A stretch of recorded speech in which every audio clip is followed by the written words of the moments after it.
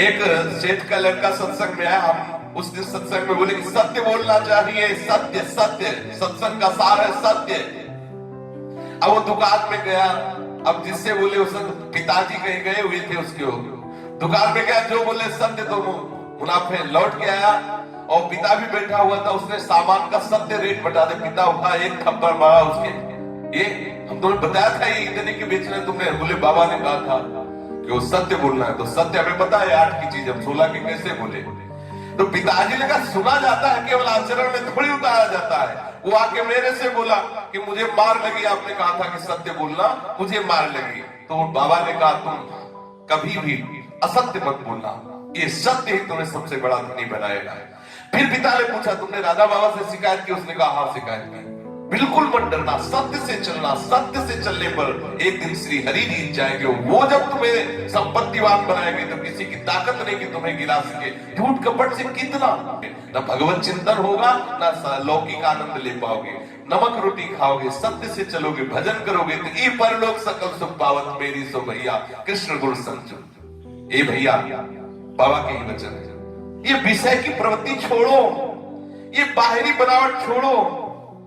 लोग कहते हैं कि राधा बाबा के दर्शन कर लो कल्याण हो जाए। अरे विषय नहीं छोड़ोगे, विषय भोगते रहोगे। अगर हमारे दर्शन से कल्याण हो जाए तो हम पोदार महाराज की छत पे चढ़ के सबको पुकार के गोरखपुर में कह दे कि मेरे दर्शन कर लो, तुम्हारा कल्याण हो जाएगा।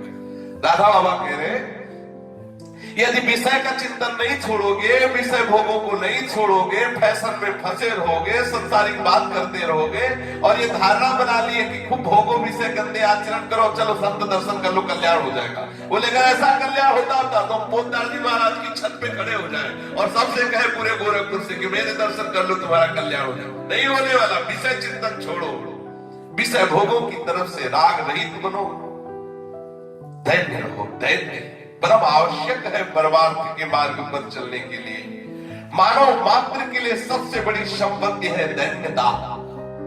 लोग ये सोचते हैं कि संसार में 1.5 गाड़ी बुद्धि है, एक गाड़ी हमारे पास और आधी गाड़ी में पूरा संसार था। अर्थात संसार में बुद्धि जितनी है उसमें एक गाड़ी बुद्धि हमारे पास है और आधी गाड़ी बुद्धि में सारा संसार बुद्धिमान। मतलब सबसे श्रेष्ठ बुद्धिमान मैं हूं, इसीलिए भगवत प्रीति नहीं हो रही। दैन्य रहो, अभिमान रहित रहो। जब तक अच्छा बन करके दिखाने की भावना है तब तक परमार्थ मार्ग के विद्यार्थी नहीं बने। बाबा कह रहे जब सच्चे हृदय की भावना आएगी तो ये बात आएगी मैं किसी लायक नहीं हूं। और ये केवल कहने से नहीं, हृदय से बात आएगी मैं किसी लायक नहीं, तब तुम इस मार्ग के ककहारा लिखने लायक बनोगे। फिर आगे खागागा वो बात अलग है। पहले मैं किसी लायक नहीं अंदर से, और उसकी बात जब सभा में तुमको कोई कहे कि तुम किसी लायक नहीं और तुम्हें अच्छा लगे तब समझो तुम हृदय से माना है। ऐसे हम कह देंगे हम बड़े नीच हैं, हम तो किसी तरह भेष रख के अपना पेट धारण कर रहे हैं, हम कोई साधु नहीं है। सभा में बोल सकते हैं, किस लिए जानते हो? मान प्राप्ति के लिए। ये भी एक मान प्राप्ति की चाल है। और सभा में कोई बोले कि ये पाखंडी है, ये भेष धारण किए केवल धन कमाने के लिए, ये केवल पेट पालन के लिए सब ऐसा कर रहा है, इसमें कोई भक्ति नहीं और मुझे ठीक ऐसा ही लगे कि मैं ऐसा ही हूं, तो बात मानी जाएगी कि आपके हृदय में दैन्यता आई है, साधुता आई है। मेरे सामने तो बहुत कह देते हैं कि मेरे में सब दोष ही है, कोई गुण नहीं है। कई सभा में उनके बारे में बात की जाए तो उनको ऐसा देखा है हमने जैसे गरम तेल उनके ऊपर फेंक दो। जैसे सभा में उनको बताया गया कि ये इनमें दोष है तो ऐसा लगा जैसे गरम तेल फेंक देना तो एकदम चिलक जाए। ऐसे बोलो कहा तुम्हारे अंदर दैन्यता रही? जब तक प्रत्येक प्राणी में श्री कृष्ण नहीं देखोगे तब तक तुम गोपी प्रेम की बात करने के भी अधिकारी नहीं हो। गोपी प्रेम केवल बात कर रहे हैं। आज गोपी प्रेम का मजाक उड़ाया जाता है। राधा बाबा कहते जब तक प्रत्येक प्राणी में तुम श्री कृष्ण का दर्शन नहीं करते तब तक गोपी प्रेम की बात करना मानो गोपी प्रेम का मजाक उड़ाना है। जब तक तुम बाहर खड़े हुए किसी भिक्षुक में परम दाता श्री कृष्ण को नहीं देखते, जब तक तुम अपने नौकर में श्री कृष्ण को नहीं देखते, जब तक तुम चराचर जगत में भगवत भावना नहीं करते। बाबा के वचन, आप अपने कमरे के भीतर सिंहासन में चित्रकार की कल्पना की पूजा कर रहे हो, भगवान की नहीं। दादा बाबा के वचन ठीक ऐसे ही वचन कपिल भगवान के हैं।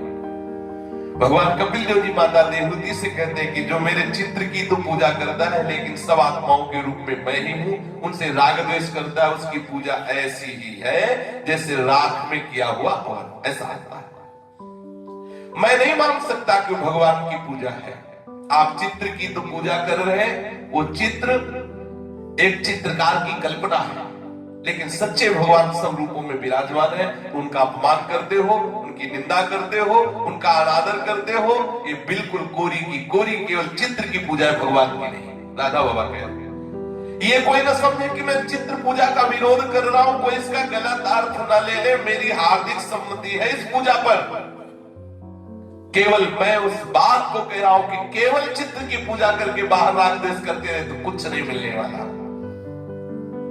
गोपी के कान में श्री कृष्ण, गोपी की आंखों में श्री कृष्ण, गोपी के हृदय में श्री कृष्ण के सिवा कोई बात ही नहीं। आप अपनी बात सोचिए कि आपके कान में क्या है, आपकी आंख में क्या है, आपके चित्त में क्या है। अभी तो आपकी कान में संसार, आपकी आंख में संसार, आपके हृदय में संसार। जरा सी स्वार्थ में ठेस लगने की आशंका हो जाए तो आप बड़ा सा बड़ा परमार्थ के मार्ग को छोड़ सकते हैं। सोचिए, आप काम है आपके अंदर, क्रोध है आपके अंदर, लोभ है, ये नरक के दरवाजे स्वयं भगवान ने कहा है। काम, क्रोध, लोभ, ये नरक के दरवाजे स्वयं भगवान ने कहा है। त्रिविधम नरकस्येदम द्वारम नाशनम आत्मनः कामः क्रोधः तथा लोभः तस्मादेव तदेव। क्या तुम इनको छोड़ रहे हो? तो क्या आप अपने को धोखा नहीं दे रहे हैं? आप समझते हैं दूसरे को धोखा दे रहे हैं? नहीं, आप अपना पतन कर रहे हैं, आप अपने को धोखों में डाल रहे हैं। बिल्कुल परमार्थ में जैसे जैसे बढ़ो वैसे वैसे निर्विकारता आनी चाहिए, अहंकार गलित होना चाहिए, सबको बड़ा मानना चाहिए, अपने को नीचा। कोई गलती कर दे उसे प्यार देना चाहिए। ये मूर्खता है कि आप क्रोध करें, आप दंड दें, ये मूर्खता है। जो अधिक चतुर होते हैं वे भगवत मार्ग में मुश्किल ही चल पाते हैं। राधा होगा, क्योंकि उनकी चतुराई, उनकी बुद्धिमत्ता कदम कदम पर उनको रोक लेती है। वे लोग हर बात में ये कैसे, ऐसा क्यों, ये बात ऐसी थी तो ऐसा क्यों, ये बात हमारे समझ में नहीं आई, आदि आदि आदि। ऐसे लोगों को भगवान धक्का मारकर परमार्थ से बाहर कर देते हैं। जो बिल्कुल सीधे सरल हैं उनको सहज में परमार्थ पद की प्राप्ति हो जाती है। जैसे कोई यहां आए और पूछे गीता ब्रज जाना है, बाबा गीता वाटिका में है, वो पूछे गीता ब्रज जाना है, वो रास्ता पूछता जाएगा, उसको आगे का रास्ता मिलता जाएगा, फिर पूछता जाएगा, वो गीता ब्रज पहुंच जाएगा। अगर पहले ही बताने वाले की प्रति संदेह हो जाए और चले ही ना और सैकड़ों से केवल पूछता ही रहे तो कभी गीता ब्रज नहीं पहुंच पाएगा। हम माना कि आपको जिसने बताया वो गलत रास्ता, लेकिन आप चलो तो जहां 4 कदम चलोगे संशय दूसरे से पूछो, वो आपको सही रास्ता बता देगा। ये तो लौकिक बात हुई। अलौकिक बात है, यदि आप सही मार्ग में चलना चाहते हो तो भगवान ही कोई ना कोई रूप रख के आएंगे और आपको सही मार्ग बता देंगे। प्रभु के रास्ते की बात, ये 10 प्रश्न क्यों, बार बार क्यों क्यों क्यों क्यों? अरे आपको चलना है तो सुना, आप चलो, चल के देखो। महाराज पर ऐसा क्यों, महाराज पर वैसा क्यों? ये ऐसे लोग परमार्थ में नहीं चल पाते। ये लोग परमार्थ से पतित हो जाते हैं, गलत रास्ते पे ऐसे लोग पहुंच जाते हैं। सावधान, कोई इस मार्ग में चलना चाहता है तो सबसे पहले आवश्यकता है सरलता। पढ़ो लिखो चतुर बनो, मुझे कोई इसका विरोध नहीं है, पर चतुराई की जगह धन्यता आनी चाहिए, अभिमान नहीं। इस मार्ग में ज्यादा क्यों करने वाला, ज्यादा बुद्धिमान नहीं करने वाला, ज्यादा चतुराई करने वाला धक्का मारकर परमार्थ से अलग कर दिया जाता है, माया उसे बाधित कर देती है। मुझे कई संत ऐसे मिले, पर मेरी परिभाषा में बाबा कहते, मेरी परिभाषा में 100 नंबर में मैं 33 नंबर दे सकूं ऐसा कोई नहीं मिला। दादा बाबा कहते चार बातों पर जिसका अटूट विश्वास है मेरी बात में, वही संत है। एक तो भगवान सब जगह है, सर्वत्र भगवान ही भगवान भरे हुए हैं। दूसरी बात, भगवान सर्वसम्मत है। तीसरी बात, भगवान सर्वज्ञ है, भूत भविष्य वर्तमान वो हस्त कमलवत सब कुछ देख रहे हैं। वो हमारे पास है, हमें देख रहे हैं, हमारी सब बात जान रहे हैं। सब कुछ करने में समर्थ होते हुए भी वो पुकारने पर सुनते हैं। ये बात ध्यान रखना है। भगवान सब कुछ देख रहे हैं लेकिन पुकारने पर, जो रोएगा कि मुझे उबार लो संसार से, तो उबार के आप संसार में खेलना चाहोगे, जानते हुए भी वो छूट दिए हुए। ये चार बातें जिसमें कि भगवान सर्वत्र है, भगवान सर्वसमर्थ है, भगवान सर्वज्ञ है, भगवान अहेतुकी कृपालु है। जो इन चार बातों को सिद्ध कर लिया वही भगवान का परम प्रेमी भक्त है। बाबा कहते हैं हम उसे ही संत मानते हैं जिसने चार बातें सिद्ध हो गई। सर्वत्र भगवत दर्शन, सर्वशक्तिमान भगवान से अपनापन, भगवान की सर्वज्ञता पर पूर्ण विश्वास, भगवान हमें बहुत प्यार करते हैं, अहेतुकी कृपालु है। ये चार बातें अगर सिद्ध है तो संत है, ऐसा राधा बाबा कह रहे हैं। जो परदोष दर्शन करता रहता है, दूसरे की निंदा करता रहता है, कैसे परमार्थ का पथिक हो सकता है वो? बचने की चेष्टा करो। कोई कुछ भी करे, कुछ भी कहे, चुप रहो, तुम केवल अपने परमार्थ में चलो, किसी की निंदा मत करो। एक बात तुम देखो, तुम्हारा जीवन श्री कृष्ण के लिए है, तुम्हारा समय श्री कृष्ण की स्मृति के लिए है। बहुत जोर की बात है, तुम्हारा जीवन श्री कृष्ण के लिए है, तुम्हारा समय श्री कृष्ण की स्मृति के लिए है। ये स्वभावश क्यों एक दूसरे की निंदा, क्यों स्वभावश तुम एक दूसरे से झगड़ते हो, क्यों आवश्यक काम के बहाने भगवत स्मरण को छोड़ रहे हो? भगवान की स्मृति में जो अपने चित्त को जोड़ता, बहुत जोर की बात, बहुत जोर की बात। प्रभु की स्मृति में जो अपने चित्त को जोड़ता, पहले तो दो बातें कही है बाबा ने, ध्यान दीजिए, ये बहुत जोर की बात है।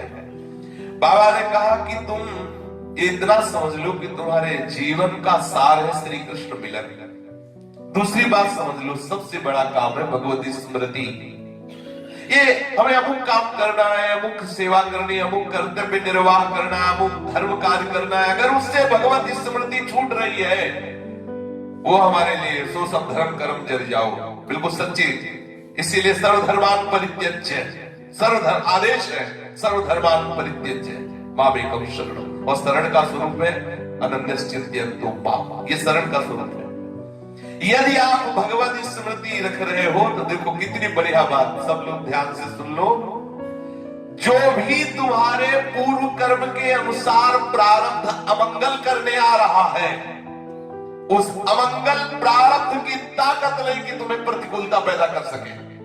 पहली बात, तुम्हारे अमंगल का नाश भगवत स्मृति से।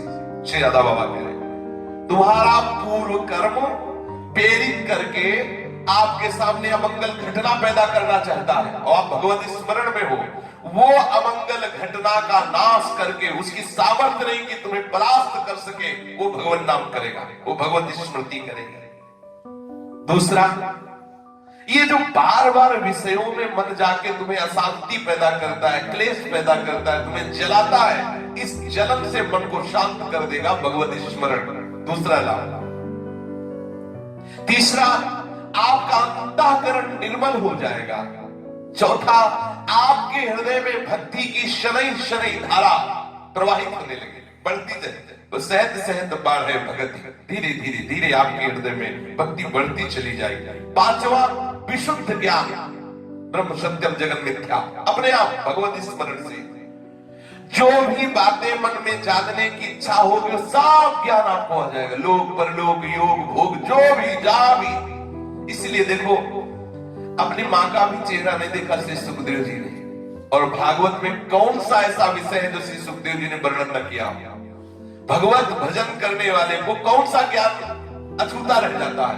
अगर वो किसी सुंदरी के श्रृंगार का वर्णन कर रहे हैं तो वह ऐसा कर रहे हैं कि आप देख लो श्रृंगार की चरम सीमा का वर्णन कर रहे हैं, कैसी कमर, कैसे चरण, कैसे, और देखा नहीं अपनी मां को, श्री शुकाचार्य जी ने, और भागवत में पढ़ के देख लो, विलासता का वर्णन करते हैं तो बड़े बड़े चक्रवर्ती सम्राटों को विलासता का वर्णन, बैरागी ऐसे कि लंगोटी भी नहीं पहने। ये देखो, कोई भी क्षेत्र अछूता नहीं होता जो भगवत चिंतन में तन्मय होता, हर ज्ञान उसके अंदर, क्योंकि भगवान ज्ञान समुद्र है, उनका जब स्मरण हो रहा तो सब ज्ञान एक साथ प्रकट हो जाता है।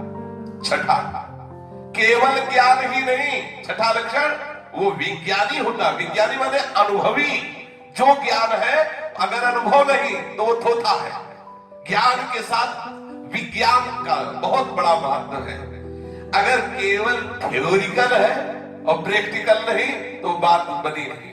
हृदय में वो तत्व का बोध, हृदय में भगवदा आनंद, हृदय में विषयों पर विजय पाने की सामर्थ्य, साकार सच्चिदानंद प्रभु का साक्षात अनुभव ये विज्ञान होगा। निराकार सर्वव्यापी परम तत्व का बोध ये ज्ञान होगा।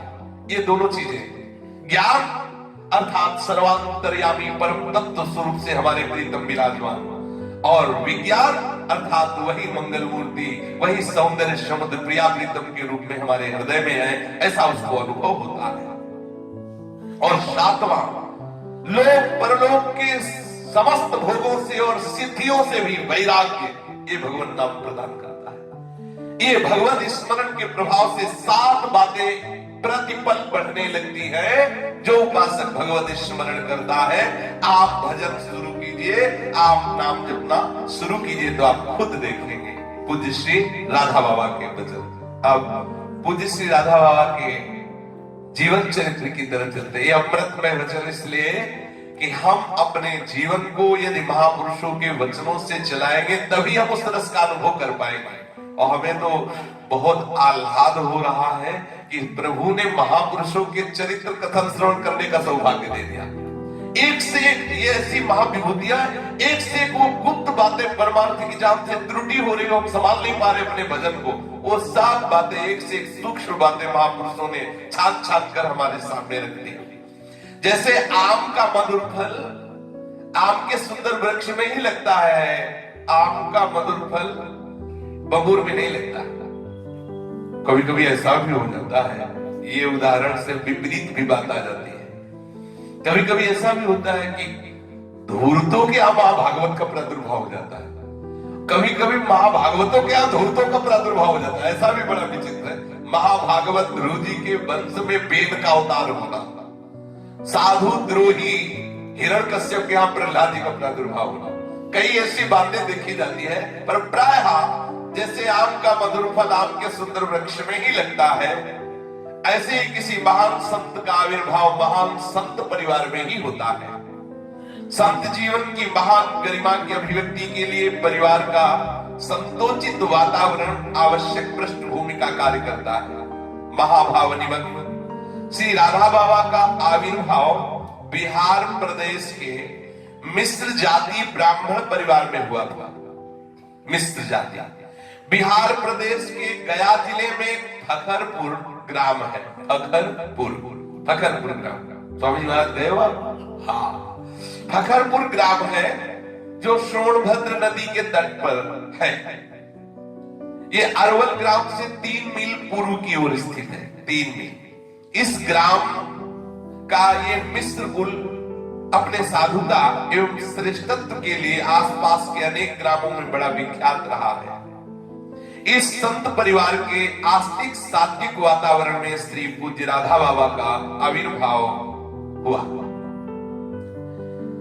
ये सभी के लिए ग्राम वंदनीय है, कुल वंदनीय है, क्योंकि ऐसे महाभागवत का यहाँ प्रादुर्भाव हुआ। ये मिश्र परिवार पहले विश्वनाथ बिगहा में बसा हुआ था, फिर परिवार के लोग विश्वनाथ बिगहा से आकर फखरपुर ग्राम में बस गए। श्री राधा बाबा के दादाजी का नाम था पंडित अंबिका दत्त जी मिश्र। भगवत कृपा से पंडित अंबिका दत्त जी के 5 पुत्र हुए, श्री जयपाल, श्री भूपाल, श्रीपाल और महिपाल और श्री देवशरण। श्री अंबिका दत्त जी ने श्री भूपाल जी को बड़े चाव से पढ़ाया लिखाया और उन्होंने बड़ी योग्यता भी विद्या में प्राप्त की। पर विधि का बड़ा विधान विचित्र कि विवाह होने के थोड़े दिन बाद ही वो सांप ने काट लिया श्री भूपाल को और उनका देहांत हो गया। इतना पढ़ाना लिखाना इतना सब, तो अंबिका दत्त जी को बड़ा क्षोभ हुआ कि इतना सब करने के बाद सांप ने काट लिया और वो पधार गए। उन्होंने निश्चय किया किसी पुत्र को पढ़ाना ही नहीं, ऐसा मन में विचार किया।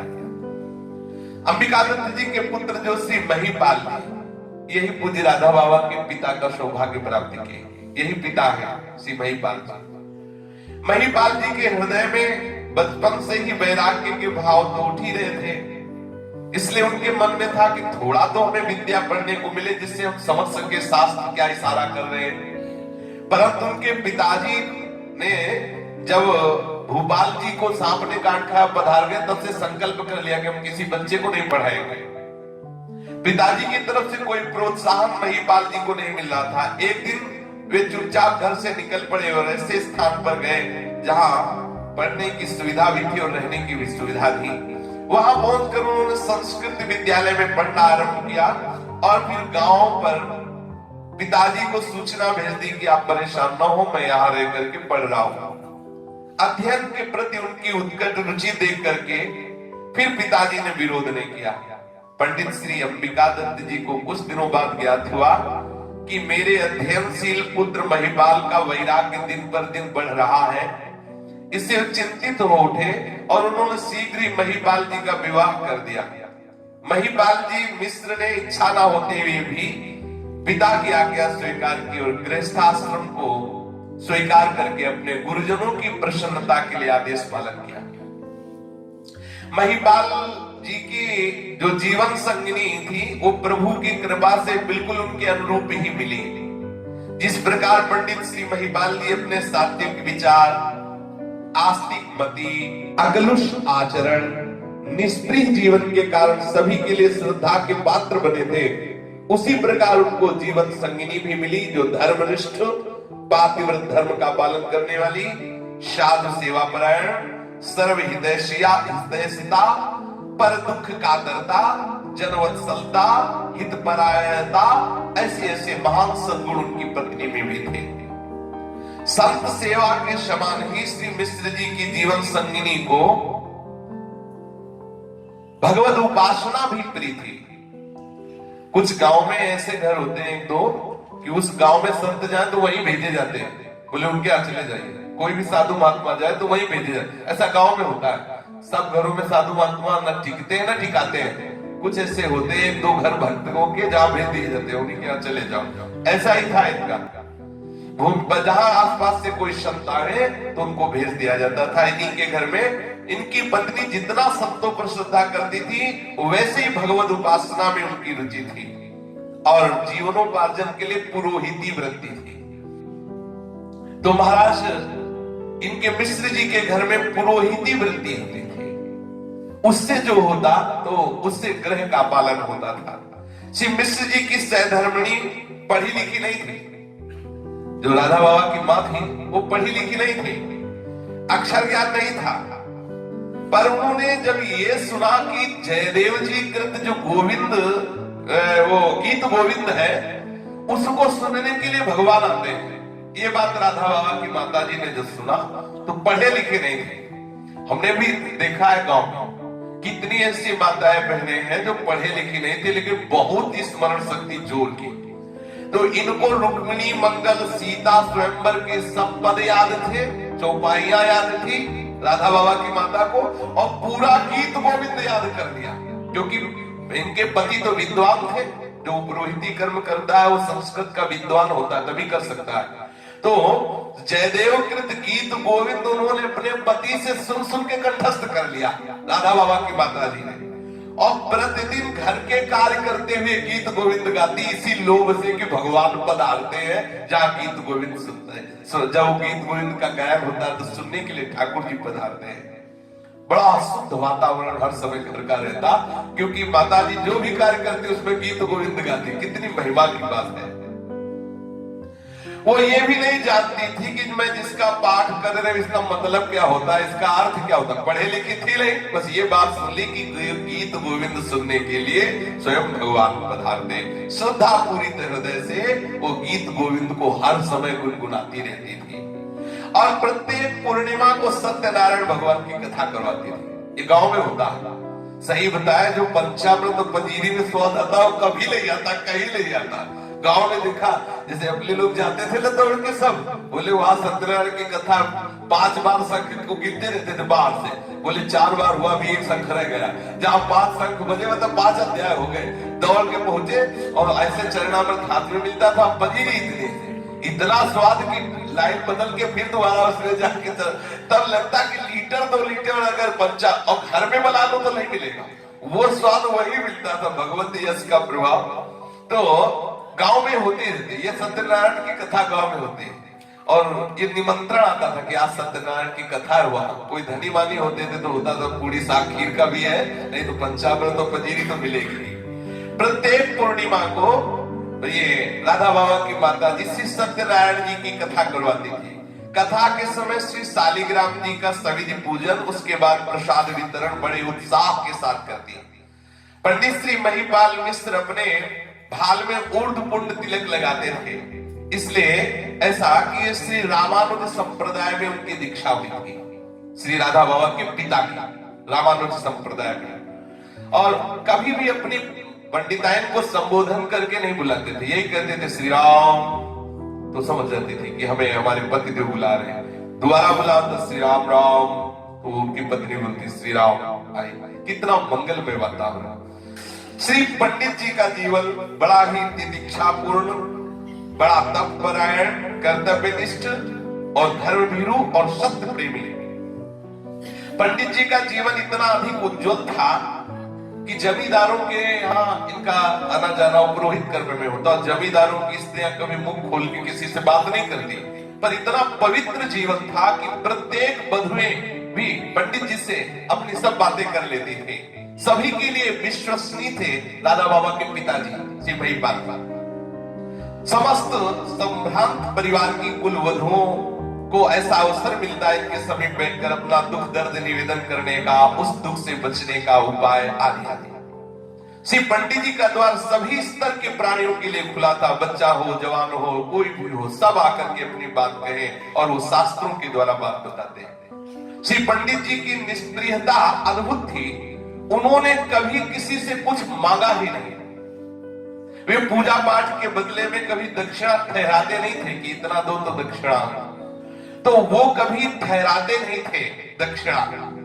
और उनकी आवश्यकता का व्रत एक बार भी कभी खंडित नहीं हुआ कि वो किसी से कुछ मांगे कि भाई ये आवश्यक है दे दो, जैसी जो परिस्थिति उसी से निर्वाह करते हैं। गांव के सब लोग जानते थे कि कितने निर्लोभी हैं श्री राधा बाबा के पिताजी। अयाचकता का कठोर व्रत, कभी किसी से कुछ नहीं मांगना, गृहस्थ जीवन में जो कुछ है उसी से साधु सेवा और परिवार का निर्वाह, सात्विक एवं साधारण जीवन व्यतीत करने के लिए पूज्य पंडित श्री गया प्रसाद जी के भी जीवन में पाया गया। ये जो बड़े बड़े महापुरुष हुए इनकी जीवनी ही ऐसी थी। पंडित जी बहुत ही पंडित श्री गया प्रसाद जी जीवन में बहुत ही अकिंचन ब्राह्मण, अकिंचन गृहस्थ से जब आए तो देखो ऐसा भजन किया कि सचल गिरिराज जी कहे गए अपने ब्रज मंडल में। तो अयाचकता का कठोर व्रत होते हुए भी गृहस्थ जीवन में कभी भगवान की कृपा से ऐसी कमी नहीं रही कि कैसे भोजन पाया जाए, कैसे वस्त्र, सात्विक एवं साधारण जीवन, स्वभावता भगवान सब व्यवस्था करते हैं। पंडित जी के संतों में बड़ी निष्ठा थी, यही कारण है कि उन सरल श्रद्धालु पंडित जी के द्वार पर साधु संतों का प्राय आगमन होता ही रहता था। इसके अतिरिक्त आपको तीर्थ यात्रा में बड़ी रुचि थी। एक बार उन्होंने पैदल श्री जगन्नाथ धाम की यात्रा की, रेलगाड़ी की सुविधा थी, इसके बाद भी श्रद्धावशात पैदल ही गए, पैदल ही वापस आए। यात्रा में उनके साथ उनका एक भतीजा था, गांव से पैदल पहले तारकेश्वरनाथ गए, वहां से जगन्नाथ धाम गए। इस पैदल यात्रा में 3 मास लगे। एक बार अपनी पत्नी के साथ ये श्री राधा बाबा के माता पिता जी दोनों ब्रजधाम की यात्रा में आए और श्री गिरिराज गोवर्धन की भी परिक्रमा लगाई। परिक्रमा लगाते लगाते संध्या हो गई, शरीर बहुत थक गया था।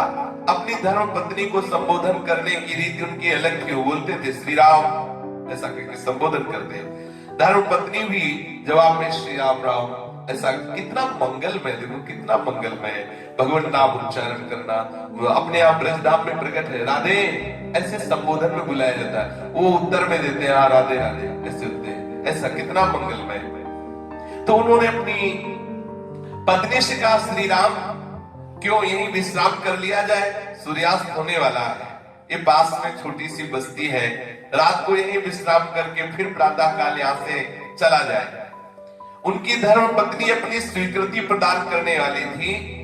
तभी उनको श्री गोवर्धन गिरी के शिखर पर दिखाई दिया कि राधा कृष्ण खड़े हैं और मंद मंद मुस्कुरा रहे हैं, और वो कह रहे हैं यहाँ मत रुको, यहाँ मत रुको, आगे रुकना जाके। ऐसा वो उनकी पत्नी को दिखाई दिया, ऐसा राधा बाबा की माँ को उनको दिखाई दिया। उन्होंने विनम्र स्वर में कहा कि सामने राधा कृष्ण खड़े देखो, गिरिराज जी के शिखर में दिखाई दे। वो कह रहे हैं यहाँ रुकना ठीक नहीं है, आगे रुकना।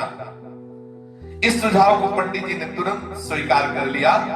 श्री गोवर्धन ग्राम पहुंचने पर ज्ञात हुआ कि वहां रुकना ठीक नहीं था, क्योंकि वहां यदा कदा दुर्घटना होती रहती है। वृद्धावस्था में श्री पंडित जी की यद्यपि नेत्र मंद हो गए थे, फिर भी उनकी स्मृति शक्ति बहुत बड़ी थी। पंचांग तिथिवार देख पाना संभव था, परंतु स्मरण शक्ति इतनी प्रबल थी कि एक बार पंचांग सुन ले तो पूरे साल उसी सुने हुए पंचांग से उत्तर देते रहेंगे। राधा बाबा के पिताजी, इतनी उनकी मतलब स्मरण शक्ति, एक बार सुन ले। ऐसा पूज्य श्री मथुरा दास जी में भी देखा गया। वयोवृद्ध एक बार सुन ले तो मैं श्लोक संख्या से श्लोक सुना देंगे, कितनी विशाल स्मरण शक्ति। एक बार सुना तो शुरू हो गए, वो जो सुना पूरा वैसे का वैसा, जैसे टेप कर लिया जाए एक बार में। श्री राधा बाबा का जो प्रादुर्भाव हुआ, इसी कुल में प्रादुर्भाव हुआ। बड़े महिमा में इनके माता पिता, बड़े महिमा में।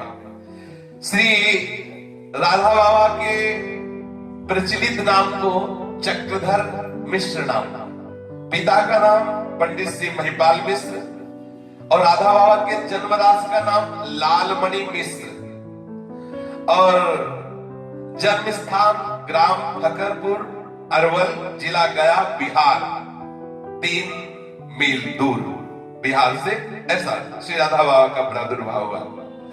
श्री महिपाल जी मिश्र की परम पुण्यमयी सौभाग्यशाली धर्म पत्नी पूज्याधिकारिणी देवी की कोख से संवत 1969 विक्रम पौष शुक्ल 9 गुरुवार 16 जनवरी 1913 16 जनवरी 1913 के दिन श्री राधा बाबा का जन्म हुआ। राधा बाबा का जन्म हुआ 16 जनवरी 1913। अब कितना है? 18। कितना समय हुआ? 106। राधा बाबा, अच्छा तो अपने लोग आज बना लिए। तो फकरपुर ग्राम में जन्म हुआ। यही भविष्य में श्री राधा बाबा के नाम से विख्यात महान विभूति संत थे। आचार्य और आनंद की बात यह कि जन्म के समय मां को प्रसव, आश्चर्य की बात यह कि जन्म के समय मां को कोई कष्ट नहीं हुआ। मेष राशि में जन्म होने के कारण बालक का नाम लालमणि रखा गया। प्रचलित नाम हुआ चक्रधर मिश्र। चक्रधर कुल 4 भाई थे, चारों में सबसे छोटे यही चक्रधर थे। श्री तपस्वी मिश्र बड़े भाई, उनसे छोटे श्री वासुदेव मिश्र, उनसे छोटे श्री तारादत्त मिश्र, और सहोदर 2 बहनें सुहागमणि देवी और जगतारिणी देवी, और फिर ये श्री राधा। तो बाबा शिशु अवस्था में जो थे चक्रधर बाबा बहुत ही खूबसूरत थे राधा बाबा, और बहुत स्वस्थ गौर वर्ण, सबको लुभा लेता है। रोनी प्रकृति का स्वभाव नहीं था के रोए ऐसे नहीं, और शिशु सुलभ चेष्टाएं सभी को बड़ी प्यारी लगती थी। जब उनकी आयु 1 साल की हुई तो कभी कभी हाथ में छोटी सी छड़ी लिए हुए आते, घर की बड़ी महिलाओं या बहनों को खेल खेल में मारा करते। कुछ बड़ा होने पर चक्रधर घर में और घर के बाहर प्राय खेल खेलते रहते। वो समवयस्क बच्चों से झगड़ा भी कर लिया करते। पंडित जी के घर पर गाय थी, घर की महिलाएं ही वो गाय दूधती थी। जब घर की महिलाएं गाय दूधने जाती तो चक्रधर जी लाल लाड़ में उनकी पीठ पर चढ़ जाते और वो गाय दूधती रहती। और प्राय ऐसा होता है, गांव में कोई ऐसा घर नहीं था जिसके घर में मठा ना होता हो, क्योंकि दूध बेचना एक तरह से पाप माना जाता था। हमने तो देखा है, मतलब रुपया नहीं होगा कि आप 5,000 रुपया निकाल सको, मुश्किल है किसी घर में, लेकिन ट्रकों अन्न होगा, दूध होगा, घी होगा, खान पान की सब सामान, नगद नारायण। हो सकता है कपड़ा फटा हो, लेकिन शरीर में इतनी दम होगी कि 24 घंटे वो मेहनत कर सकते हैं। ऐसे अब हो सकता है कि 10,000 के वस्त्र हो, लेकिन 4 कदम चलने के बाद बैठने की बात आ जाएगी, ऐसी हिम्मत होगी। पहले था गांव में मठा होता था, बहुत सुबह जानते हो बाल भोग में क्या होता था, 4 मोटी रोटी, चने बेझर सब मिला के, और वो धनिया वाला पिसा हुआ नमक और 2 लीटर मठा, एक में रोटी पीस के पा ली, एक पी ली, और बस चलो पूरे अपने काम करो और खूब स्वस्थ रहते हैं। और चक्रधर बाबा जब माता दूध दूहती तो उनके पीठ में चढ़ जाते हैं, जिससे माता मठा कर रही तो मथानी पकड़, मतलब बाल गोपाल की जैसी लीलाएं पूज्य बाबा के बाल जीवन में थी। इनका मचलना भी बड़ा प्यारा लगता। जब ये 4 वर्ष के थे तो इनकी माँ ने चक्रधर जी ने देखा कि माँ पूजा करती, परिवार के लोग भी और पूजा करते, तो माँ से कहा हमको भी पूजा करनी। तो जैसे गरुड़ घंटी नहीं होती तो ऊपर गरुड़ होते, ऐसे उसमें एक घंटी में गोपी का आकृति की नारी बनी हुई थी, ऐसे वो टूट गई थी। तो उन्होंने दिया कि देखो ये है और ये तुम्हारे ठाकुर जी है, तुम इनकी पूजा किया करो। तो आरती की खंडित हत्था, जो हत्था उसमें गोपी बनी हुई थी, उसको दिया, मतलब उसको राधा बाबा को दिया कि आप इनकी पूजा किया करो। तो जो कतरन होती कपड़े की, वो बीन के लाते अपने घर से, और उसी को सब ऐसे जैसे गुड़िया सजाते ना, ऐसे 4 वर्ष के बाबा सजाते सिंहासन में, और अपनी तरीके से भोग लगाते, अपनी तरीके से खेलते, ऐसा मानो गोपी भाव की उपासना का नींव यहीं से पड़ गया। वो अपनी मति बालमती के अनुसार पूजा करते। घर वाले जैसे निकल कर, माँ को देखा आंख खुले बैठी, दो थोड़ी देर के लिए आंख भी खोल के दे, बड़ा आनंद में जीवन होता है बच्चापन का। तो बाबा ऐसा करते। गोपी भाव की साधना का आरंभ मानो चक्रधर जी का 4 वर्ष की आयु में हो गया। बाल्यकाल की वो साधना किसी रसोपासना पर प्रबोध पर आधारित नहीं थी स्वभाव में। बचपन में चक्रधर जी घर वालों की देखा देखी पूजा किया करते।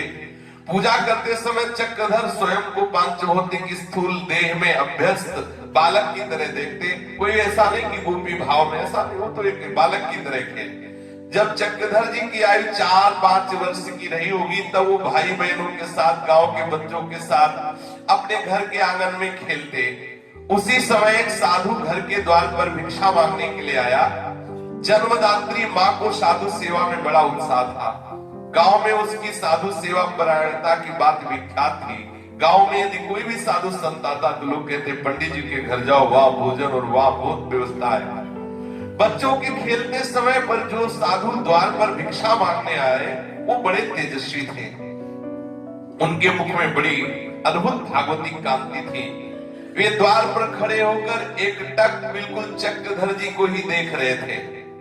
थोड़ी देर बाद जब भिक्षा मिल गई तो चले गए। उनकी दृष्टि का ऐसा चमत्कार चक्रधर पर विलक्षण पड़ा, पूछो मत। मानो उन्होंने अपनी दृष्टि से भागवतिक शक्ति का शक्तिपात कर दिया हो।